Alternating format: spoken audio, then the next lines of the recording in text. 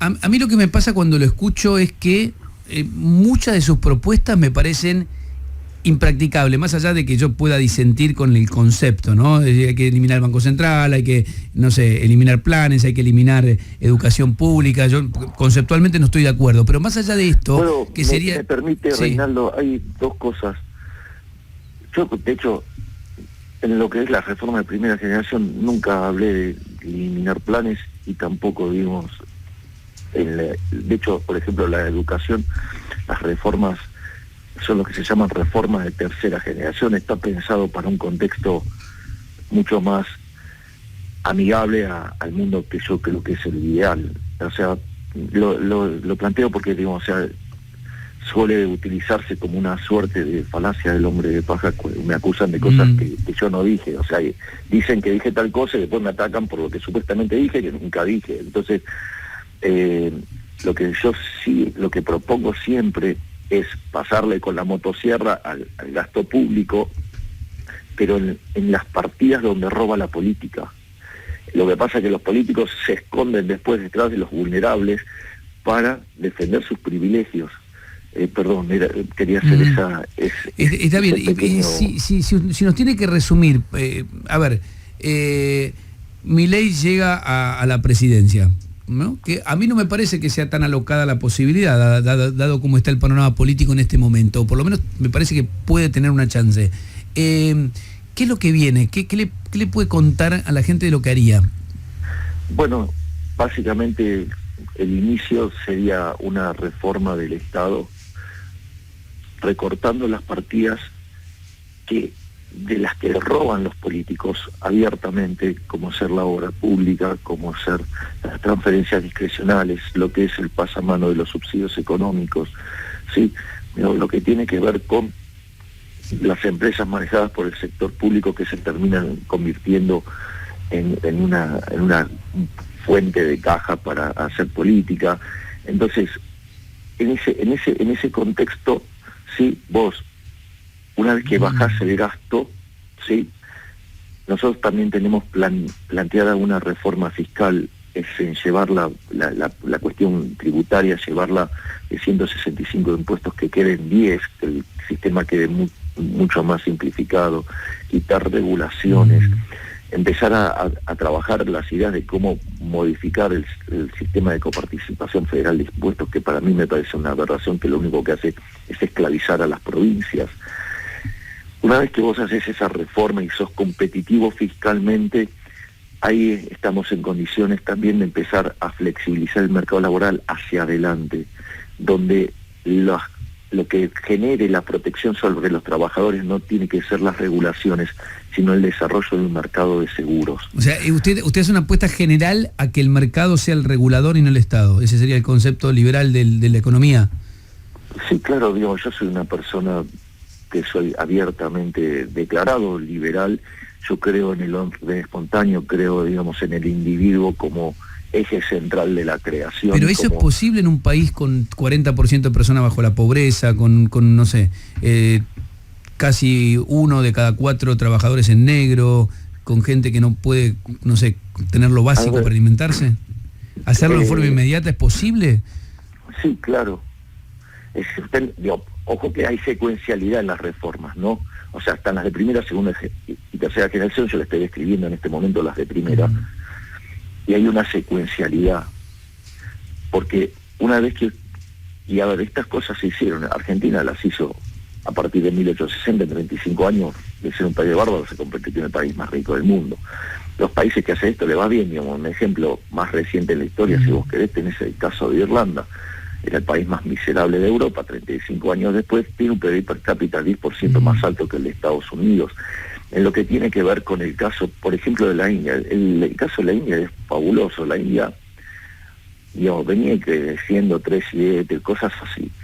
Y en los 90 arrancó las reformas pro mercado.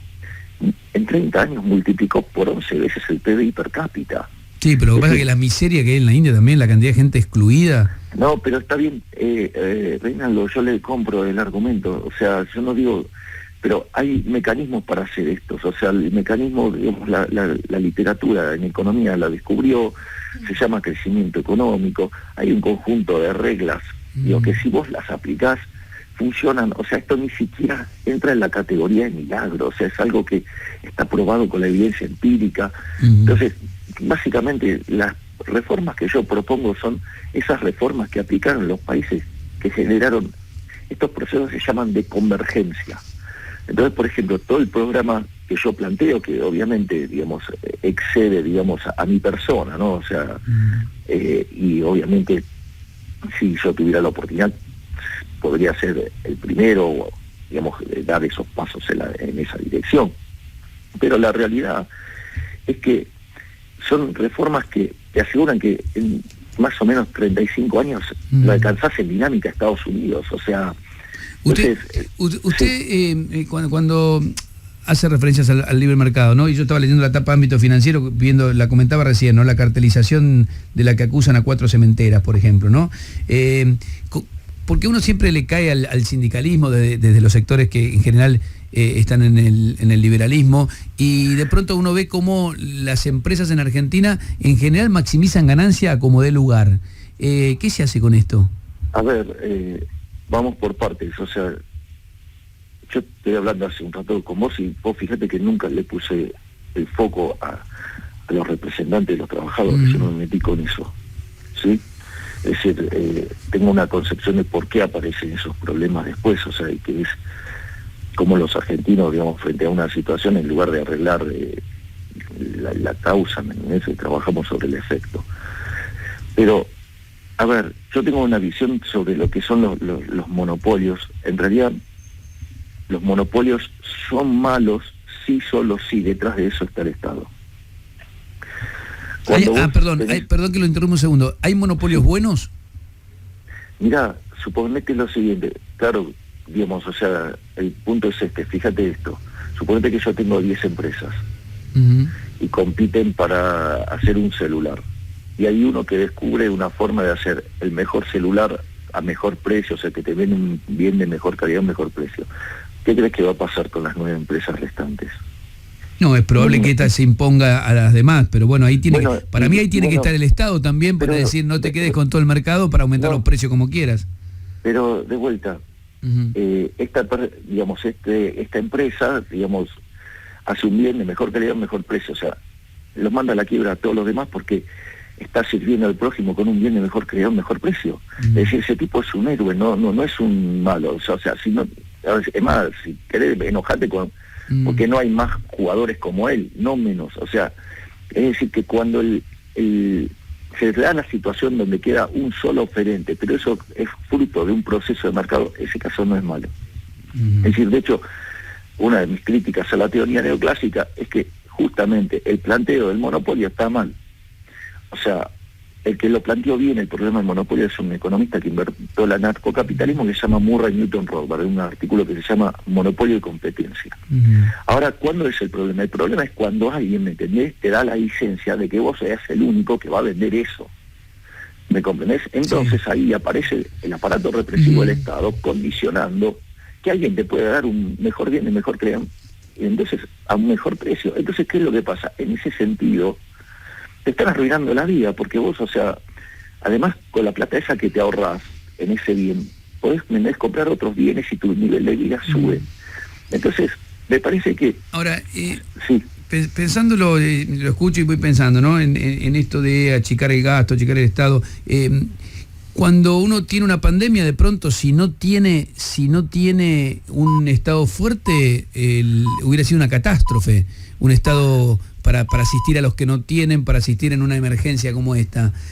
¿Cómo coincide eso? Porque a mí, ¿qué me pasa a veces con alguna de las ideas liberales? Uno se puede decir, bueno, pero están bien. Ahora, parecen como que atrasan un siglo en esto de que haya un Estado mínimo en áreas tan importantes como salud, como la educación.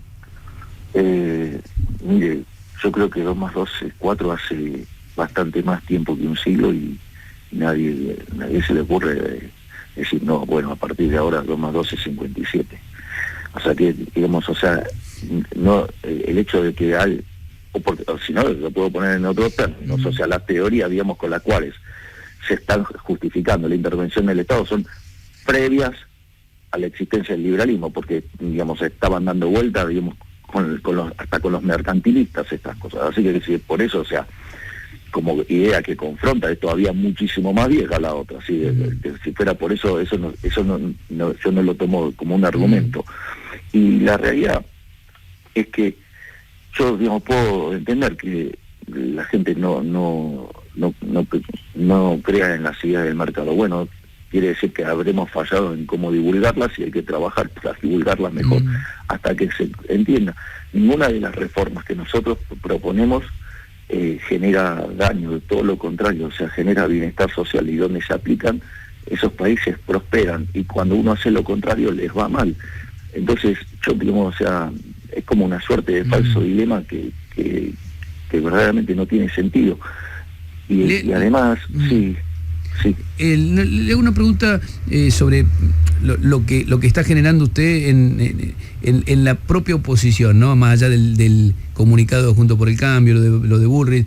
Elisa Carrió dijo: muchos con igual discurso generaron terribles dictaduras en Europa. Prácticamente lo asoció a opciones totalitarias. Realmente, Reinaldo, le hago una pregunta, o sea, yo me metía dentro del sistema, o sea, yo juego con las reglas del sistema. ¿En qué momento vulneré las reglas del sistema? De hecho, los más sucios son el grupo de gente que está dentro de ese espacio, ¿no? Que hasta usa recursos públicos para andar persiguiendo a gente que piensa distinto. ¿Lo dice por el caso de la Gestapo, lo de la AFI? Mire, digo, tiene un montón de muertos en el placar, digamos, ese espacio. O sea, lo que pasa en la ciudad autónoma de Buenos Aires es escandaloso, así que digamos, entonces, la verdad que los planteos que hace Carrió, o sea, demuestra que no entiende ni siquiera lo más básico de la política. O sea, digamos, un liberal, digamos, ya hasta violenta nuestra definición, que es el respeto irrestricto del proyecto del prójimo basado en el principio de no agresión en defensa del derecho a la vida, a la libertad y a la propiedad. Es decir, lo primero que le podría decir es que ni siquiera... creo que lo asocia, que lo quiso asociar a que de pronto, en nombre de ideas que parecen positivas, de pronto aparece alguien como, lo asoció a Hitler, ¿no? De pronto a un proyecto totalitario, que de pronto... Bueno, digamos, la verdad que lo que hizo esta mujer, no solo que es desafortunado, o sea, tuvo suerte de no mencionar a ese personaje nefasto, porque si no, ahí además la demandaba. O sea, yo en este momento tengo 5 juicios con periodistas por haber utilizado ese rótulo, porque usted sabe, en Argentina es uno de los 50 países que firmó el IRJA, y hacer una cosa así es delito. O sea, de hecho, lo que hace el espacio Juntos por el Cambio, que tiene gente que se dedica además a hacer esto, deberían ser un poco más cuidadosos, porque raya en una situación que es un delito, que es la banalización del Holocausto. Y la verdad es que esta mujer ni siquiera conoce entonces mis ideas, o sea, lo que trata de hacer es de espantar. El otro día me enteré que su crítica hacia mí es que tengo la cara fea y que los ojos, no sé, que dijo que como que no se mueven, o sea, algunas cosas. Es decir, son todas falacias ad hominem. Es decir, es como que me comprenda. Yo le quiero hacer una crítica a usted. A ver. Veo que es lo... No, por favor, no es... pensé que me querías una crítica, yo las recibo con gusto, no tengo problema. No, Reinaldo, no estaba haciendo referencia... sí, entendí, ahora entendí, era general, sí. Una analogía, ¿no? Entonces, supongamos, no sé, que... Soy narigón. O petizo. No, pues póngale, no sé. Digo, mire, la pelota verde es una cosa aberrante, todos estamos de acuerdo con la pelota verde es aberrante. Entonces, yo a Verde le digo, usted es una pelota verde. Y usted me dice, no, yo no soy una pelota, yo soy un ser humano, o sea, no se da cuenta, o sea, son críticas. A ver, le quiero hacer 2 o 3 preguntas, a ver si termino de entender alguna de las ideas y de sus propuestas. Antes nos quedó medio en el tintero lo de la pandemia, ¿no? Lo del Estado. Sí. Es decir, ¿usted imagina un Estado más chico también en áreas como salud y educación? Para terminar de entenderlo, imagina que hay... De hecho, con el propio Ernesto que vos mencionaste, que digo, yo tengo un excelente trato y con quien me llevo muy bien, además que compartimos nuestra pasión por el bilardismo. Sí, no toquemos el tema mejor, sí. Creo que ¿sí de gimnasia usted? No sé central, pero no vayamos al fútbol. Bueno, no se me escape. bueno, ahí también, no se me escape el fútbol, no se me escape. Usted estuvo en la otra escuela. Sí. Vamos con la escuela. Una de las cosas que yo planteo es el sistema de vouchers. ¿Sí? Suponete que la sociedad decide, digamos, tener un seguro de educación, por decirlo de alguna manera. Lo mismo lo puedes aplicar en salud y todo. Entonces, en lugar de... Yo lo que digo es que todas las instituciones tendrían que ser aranceladas y que esos fondos que se recaudan para la educación deben ser repartidos entre los distintos personas, entre las distintas personas, y que la persona con ese voucher pueda elegir libremente a qué institución quiere ir. Es decir, yo en ningún momento hablo de que no haya educación, porque si la sociedad... No, pero con los vouchers no habría educación pública entonces. Sí, porque puede ser de gestión estatal o puede ser de gestión privada, y básicamente hay una decisión de la sociedad, digo, qué sé yo, hoy hay 6 puntos del PBI que se dedican a eso, digo, entonces se puede tomar esos fondos y en lugar de ponerlo a discreción del Ejecutivo o quien sea en un determinado lugar, se le hace la transferencia al sector privado, a las personas, para que tengan el voucher y puedan estudiar donde quieran. O sea, si usted no tiene dinero hoy, usted no tiene alternativa que ir a una escuela pública donde no haya arancel. Ahora, si usted tiene un voucher, usted elige a dónde va. Entonces, usted hará un análisis de la situación y elegirá la institución que más le gusta. Pero yo voy a esa institución, pero es un lío. Me parece muy difícil de practicar la idea. Bueno, yo no creo que sea muy difícil de practicar, porque el mecanismo de vouchers es parecido a cómo funciona la SUBE. ¿Se aplica en algún lado esto que usted dice? ¿En algún otro país? Por ejemplo, en Suecia. Porque es un mecanismo para introducir competencia en la oferta educativa. Entonces, usted le está dando recursos a la demanda, ¿sí? En el fondo, no deja de ser una suerte de... Casi le digan, yo ni lo miraría como un subsidio, porque en el fondo es una decisión de la sociedad que quiere tener educación, y entonces buscamos una forma que ese financiamiento promueva un sistema más competitivo. Es decir, usted va a tener las mismas instituciones, pero las instituciones van a tener que pelear, sí, en términos de mercado, para seducir a que la gente vaya a su establecimiento. ¿Se imaginan un barrio, en La Quiaca, una escuela compitiendo, no sé... ¿Compitiendo con quién? Si es la única que hay. Bueno, ok, pero ¿cuál es el problema? Usted, digamos, o sea, usted va a tener ese dinero y si no puede, digo, y queda recluido a ese lugar, por decirlo como lo está planteando usted, va y pone el voucher. ¿Cuál es el problema? Pero deja de haber una cosa. ¿Usted está a favor del dumping? Suponga lo siguiente, que aparece otro periodista y va... Y recibe un subsidio del Estado, o sea, recibe plata. Hay mucho que recibe subsidio del Estado, ¿eh? Bueno, pero por eso vamos por esto. Pero fíjese esto, usted va y compite frente a conseguir un espacio, ¿sí? Lo que pasa es que no es lo mismo el periodismo de actividad privada contra las escuelas, ¿no? Pero es que,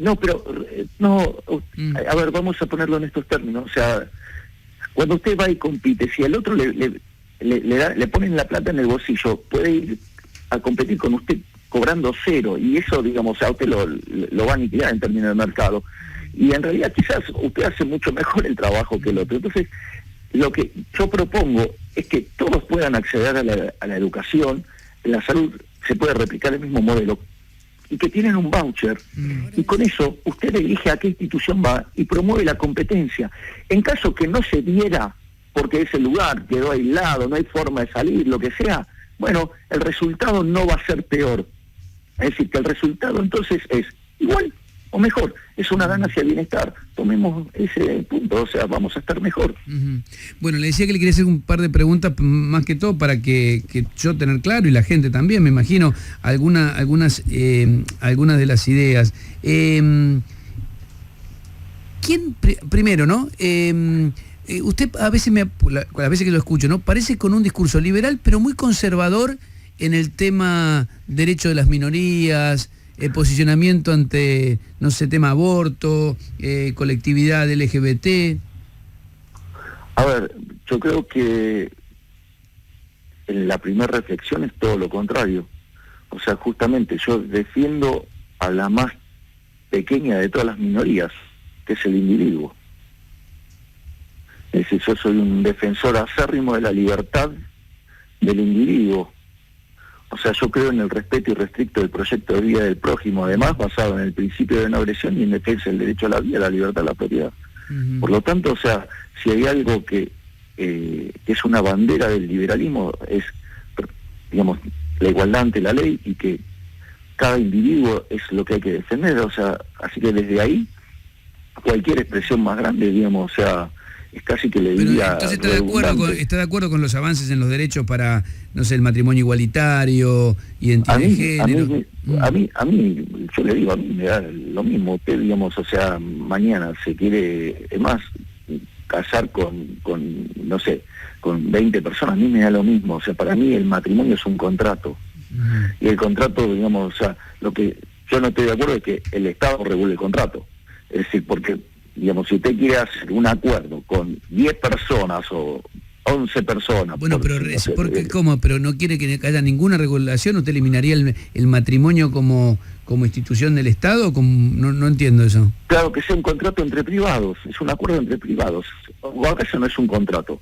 O sea, ¿usted eliminaría que se haga en un registro civil, por ejemplo? Claro, que lo haga libremente la gente en el lugar que se le dé la gana. Cualquiera con cualquiera. Claro, pero es un contrato, Reinaldo. O sea, usted no sé, mañana se pone de acuerdo con X y quiere hacer ese contrato. Bueno, entonces se pone de acuerdo, no, bueno, queremos tener este contrato de dos partes. Y después dice, no, bueno, cambiemos el contrato, ahora hagamos uno que tenga 5 partes y llaman a 3 más. O sea, yo no tengo problemas, a mí me da lo mismo. O sea, si, ¿en qué afecta eso en mi derecho a la vida?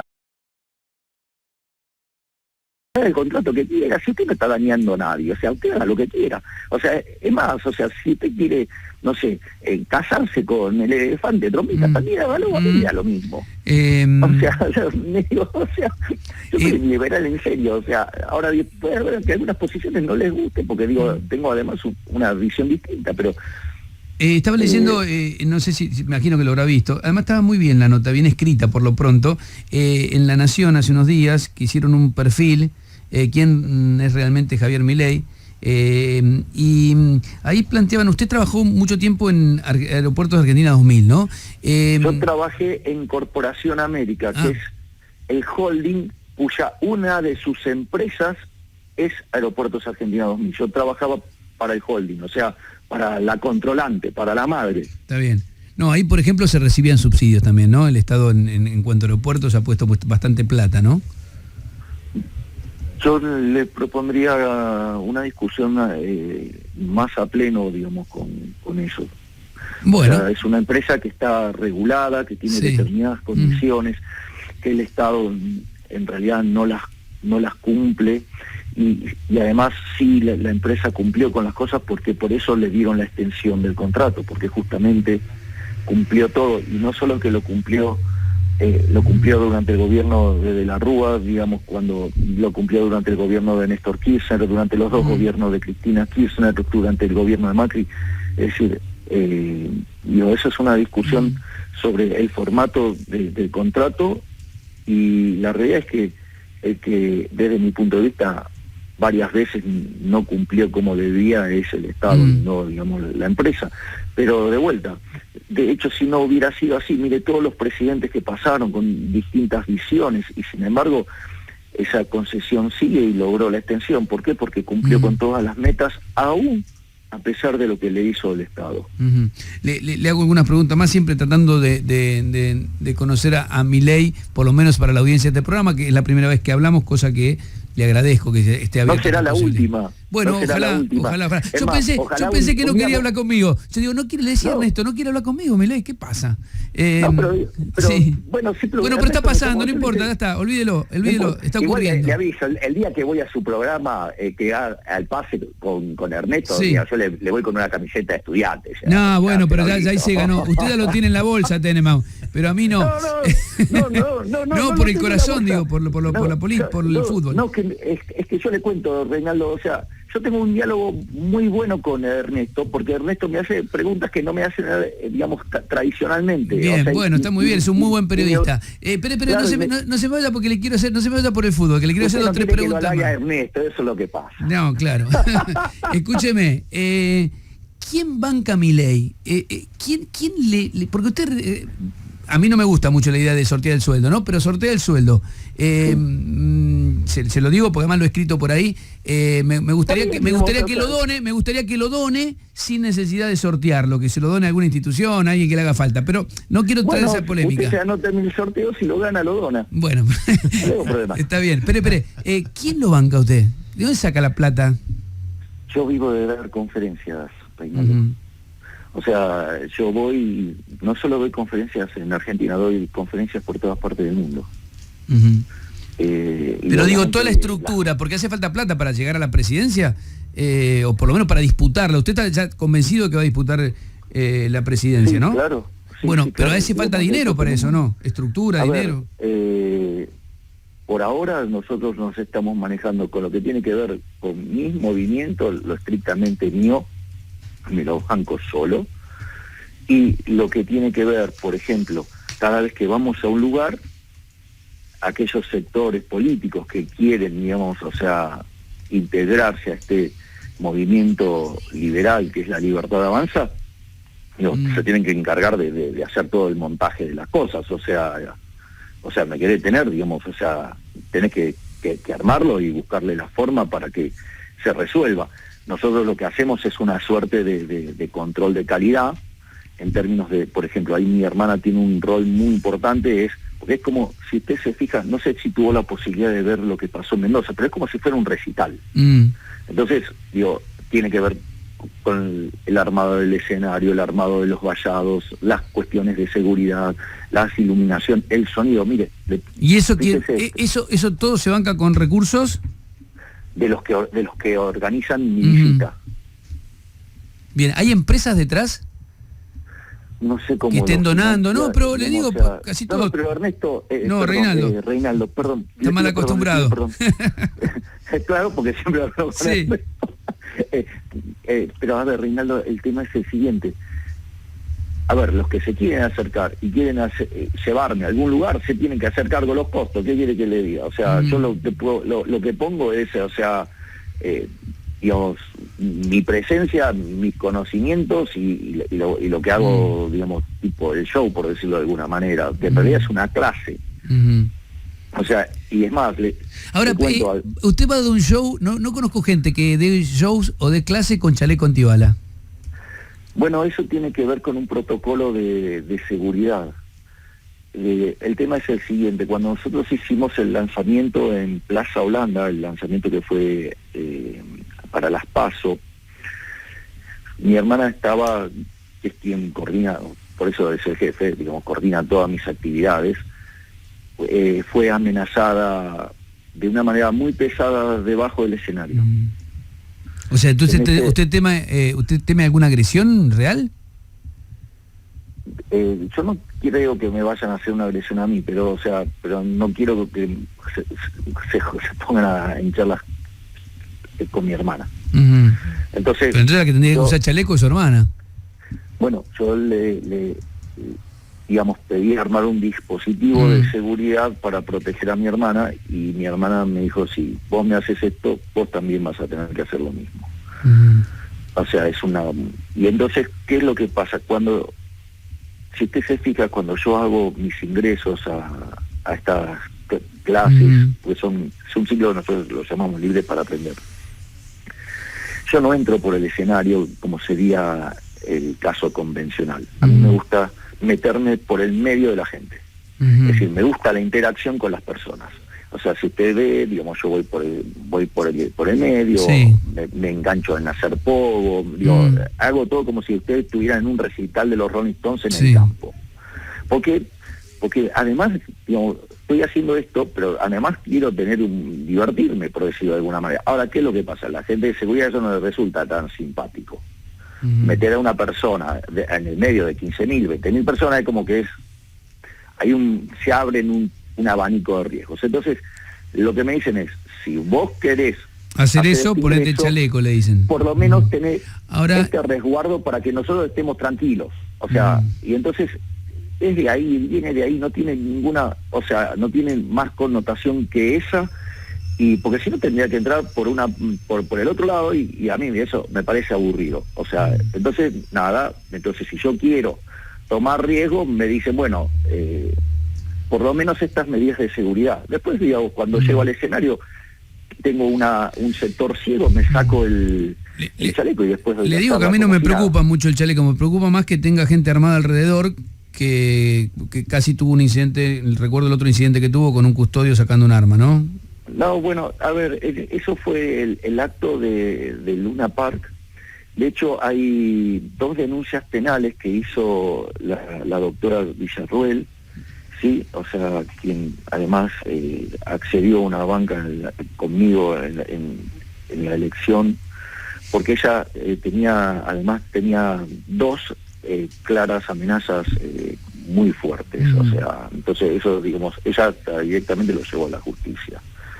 Entonces, cuando se dio el caso de una persona que quería subir al escenario, se dio una reacción natural en términos de dispositivo de seguridad. No fue la forma óptima, claro que no lo fue. Claro que no. Por eso por eso, digamos, esa persona fue desplazada automáticamente, porque en realidad el dispositivo operaba de otra manera y además estaba controlado. Es más, si usted revisa el video, hasta el propio Ramiro Marra se tira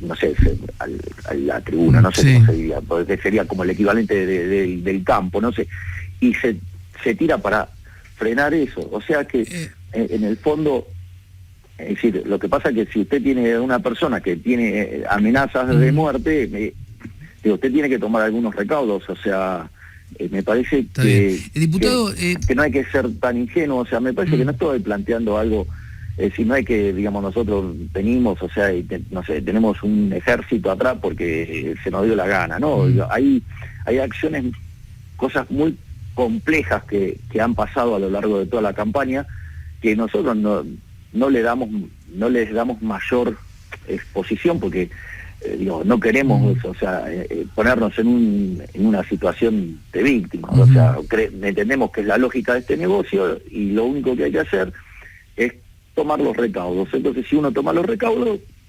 ¿Le dijo negocio a la política o me escuché mal? Sí, yo digo que la política es un negocio, sí, obvio.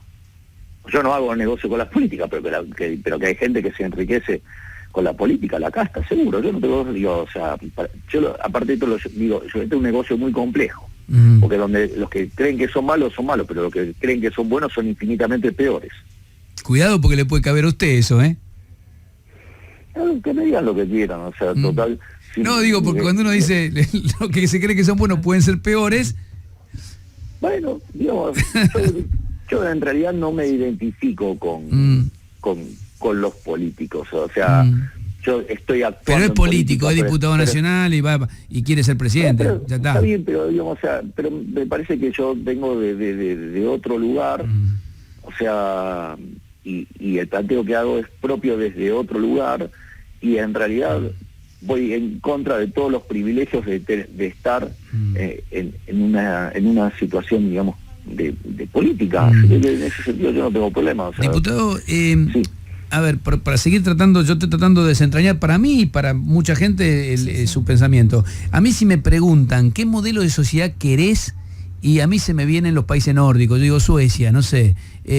Si usted tiene que hacer lo mismo, yo le hago la pregunta, ¿cuál sería el modelo? ¿Hacia dónde usted haría llevar a la Argentina? ¿Hacia qué modelo similar podemos encontrar en el mundo?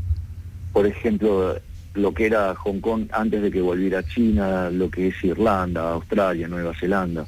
Digo, yo creo en esos formatos. Ahora le cuento que los países nórdicos que usted está señalando, además, son países que están en el lote de los primeros 20 en términos de libertad económica, y en términos de lo que es el respeto de los derechos de propiedad, ocupan los lugares más destacados. Sí, pero también ocupan los lugares destacados en presencia del Estado en los servicios básicos, ¿no? Educación gratuita. Pero, a ver, es que, bueno, no, lo primero que entender es que nada es gratis, o sea, alguien lo tiene que pagar. Sí, bueno, fíjese, lo pagan todos, está bien. Ok, pero fíjese que yo cuando le dije, usted me preguntó dónde se aplica el sistema de vouchers, y yo le contesté un país. Sí, Suecia, voy a averiguar ahora, como no lo sé, trato de las cosas que me quedan en el tintero, de lo que me dice, las voy a después indagar para la próxima entrevista. Es más, hay un libro muy interesante que es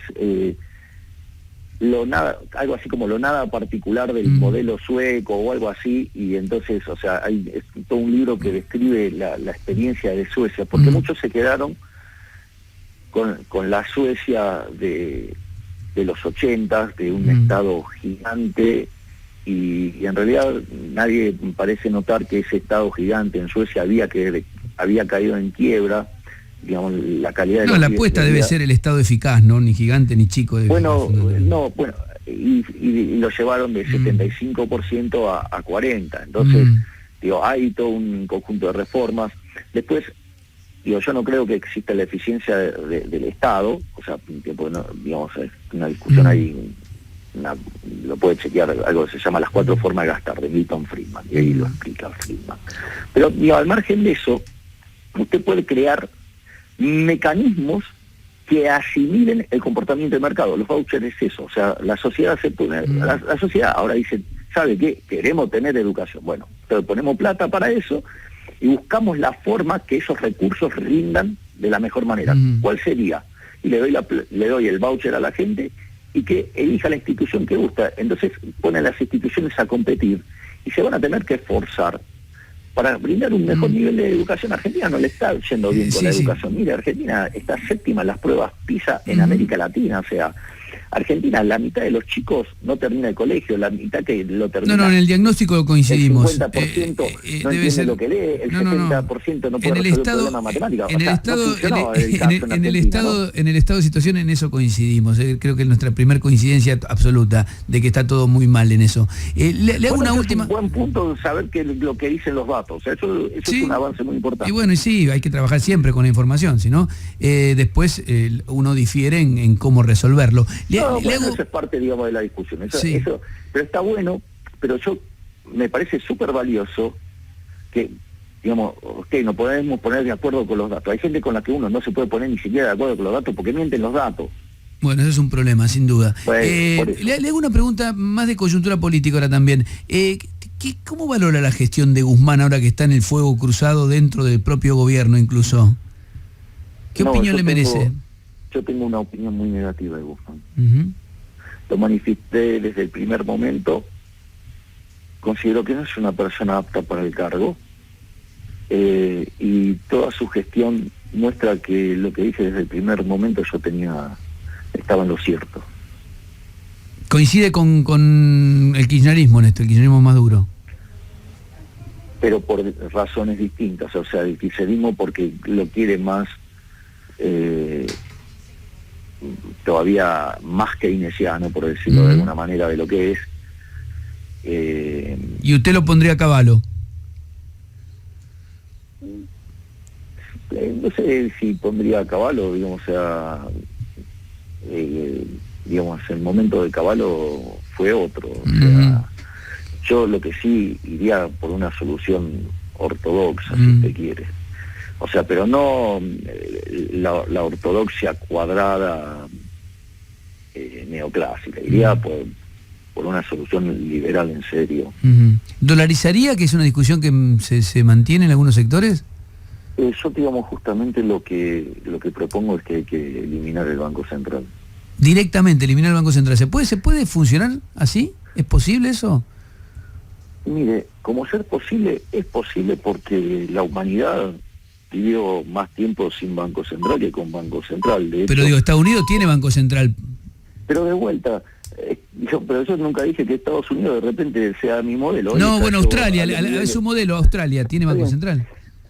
Sí, si usted quiere, en Europa no lo tienen, porque tienen uno para todos. Sí. O sea, lo que hacen, digamos, las dependencias de los países es solamente la regulación del sistema financiero.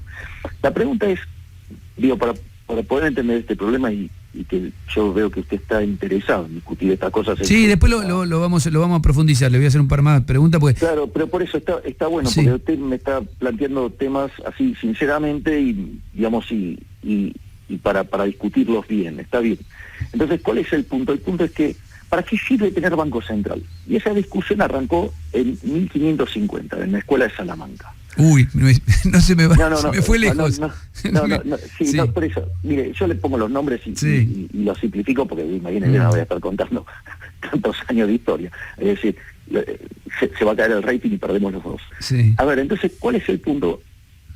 Cuando usted mira todo ese debate entre la escuela bancaria y la escuela monetaria, cuando llega, queda plasmado en algo que en Inglaterra se llamó la ley Peel.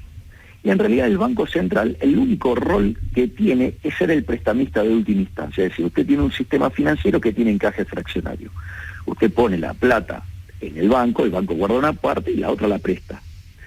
Ahora, ¿qué es lo que hacen en el fondo entonces los bancos? Son unos intermediadores de plazo que toman guita corta y la prestan a largo. Sí. Entonces usted tiene que buscar una composición de los activos que tiene el banco para que eso esté calzado con los pasivos. Eso se llama la misión fundamental de los bancos en su intermediación financiera. Que obviamente por hacer eso ganan plata. Sí, y mucha. Entonces, mucha. Sintetícelo. Entonces, ¿cuál es el punto? El punto es que cuando usted tiene una corrida, como la plata la tienen prestada, ¿qué hace el Banco Central? A cambio de sus créditos, sí, le da plata y le permite devolver los depósitos y después eso se devuelve ese dinero. Ahora, cuando el crédito se paga. Ahora, ¿cuál es el punto? El punto es que todo esto pasa porque usted tiene un sistema de encaje fraccionario. Si usted tuviera una banca Simon, que se desarrolló en la escuela de Chicago, en la Universidad de Chicago, digamos, durante la década del 30, a partir de la experiencia de la Gran Depresión, usted podría saber que hay un sistema que es anticorrida. Ahora, ese sistema anticorrida hace que usted, entonces ahora ya no tiene ningún motivo para tener Banco Central. Entonces, ahí, una vez que usted reforma el sistema y pasa a la banca Simon, lo que hace es libre competencia, sí, o sea, termina de regular el sector, o sea, y que cada uno se haga cargo de sus errores, y por otro lado, se lanza la competencia de monedas. O sea, la verdad, mire, Reinaldo, a mí me da lo mismo si usted quiere elegir el dólar, el euro, el yen, el renminbi, el franco suizo, el oro, la plata. Pero ahí nadie va a elegir el peso, se queda sin moneda nacional. Bueno, y si la verdad es que la moneda nacional, digamos, ¿para qué se dio? Si cada vez que pasamos 20% de inflación perdemos 1.58 de crecimiento, y eso puesto en la historia monetaria argentina, que tenemos Banco Central desde 1935, digamos, si lo corregimos tendríamos el mismo PBI per cápita que Estados Unidos. Si generar impuesto inflacionario es recontra violento, le pega entre 25 y 30 veces más fuerte a los que menos tienen. Que alguien me explique cuál es el negocio para la gente. El único negocio, acá sabe para quiénes es, para los políticos, Reinaldo, o sea, que se benefician del señoriaje, que es la emisión de dinero para financiar hay mucha gente haciendo negocio. Este es un país lleno de gente muy rica, que ha hecho muchos negocios. Usted le está dando el monopolio de la estafa. No tengo mucho más tiempo. Mire, hablamos como 40 minutos. Vamos a volver a hacerlo. Mucha gente me hace notar algo, que usted, que en general grita, se enoja, patalea, no lo ha hecho en esta entrevista. No sé la razón, espero que sea porque las preguntas tienen ese mismo tono, no sé. A ver, Reinaldo, ¿O usted sabe dónde montar el show y dónde no? No, le voy a explicar, si me lo permite. Sí, claro. Vio que yo hablé del principio de no agresión. O sea, nosotros estamos teniendo una charla, usted piensa distinto a como pienso yo, pero usted no me agrede. No, ¿y por qué habría de hacerlo? No agredo a nadie, no es con usted, sí. Pero por eso, Reinaldo, fíjese, usted no me agrede. Entonces yo tengo una charla súper amigable. Ahora yo le puedo asegurar que hay entrevistas donde los periodistas se ocupan de agredirme durante toda la nota. Ay, por eso te reacciona entonces, no ni siquiera reacciono, porque ya estoy como Walt Disney. ¿Está congelado? No me caliento más. Ah, ok. La última que me quedó, cuando lo comparan con Bolsonaro, ¿usted se siente cómodo, o con Trump, se siente cómodo, no se siente cómodo?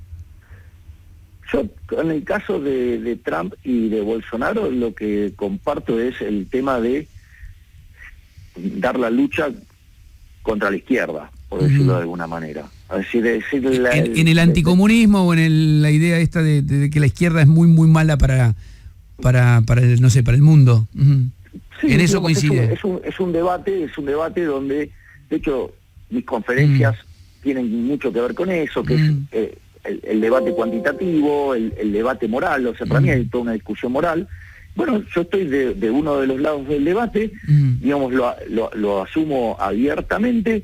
Es más, yo firmé la Carta de Madrid, soy parte de la Fundación del Disenso, o sea, nosotros tenemos, que vendría a ser como la cara opuesta, si usted quiere, de lo que en su momento fue el Foro de San Pablo, claro. Sigo ahora, digamos, Puebla. Pero, digamos, es un posicionamiento, obviamente, sí, que en ese posicionamiento, Bolsonaro y Trump están en ese lugar y, digamos, o sea, en eso estamos y a usted de no acuerdo. Le molesta. O sea, después usted no puede estar de acuerdo en todo. O sea, a ver, usted, digamos, o sea, tiene un perfil de izquierda. Toda la gente de izquierda coincide, ¿usted coincide con ello? No, o sea, bueno, eso es lo mismo. Bueno, entonces, digamos, o sea, qué sé yo, en algunas cosas podemos estar de acuerdo, en otras no, digamos, algunas me gustan, en otras no, pero, digamos, o sea, pero sí identificamos al mismo adversario, por decirlo de alguna manera, y que se resuelva vía debate, no vía otras vías, ¿no? Está claro, ¿no? Vamos a volver a conversar seguramente. Muchísimas gracias por el tiempo. No, por favor, Reinaldo, y le pido perdón cuando no lo llamé por su nombre, que lo mencioné acorde a alguien que los dos apreciamos mucho. Lo nombró Ernesto, no hay problema. Saludos y volvemos a hablar seguramente. No, por favor, gracias, un gran gusto, abrazo. El diputado nacional Javier Milei. Nos extendimos mucho, es verdad, les pido disculpas, pero me parecía interesante poder escuchar algunas ideas. No lo había podido entrevistar. A ver, para que me entiendan, si yo pudiera entrevistar a Mauricio Macri, cosa que quiero hacer, hace años, desde que asumió la presidencia anterior, lo tendría también un tiempo así largo. Me pasa con la gente que hace mucho no hablo. Si pudiera entrevistar a Cristina Kirchner, la entrevistaría quizás mucho más tiempo, porque tengo todavía más preguntas para hacerle. Hago esa explicación porque a lo mejor muchos dicen, uy, ¿cuánto tiempo? Es verdad. Así que a los que se molestan, los que disfrutaron o lo aprovecharon, disfrutaron me refiero a aprovechar la entrevista, no les tengo que dar explicaciones. A los que les parece demasiado tiempo, bueno, lo siento, a nosotros nos pareció que estaba bien. Estás escuchando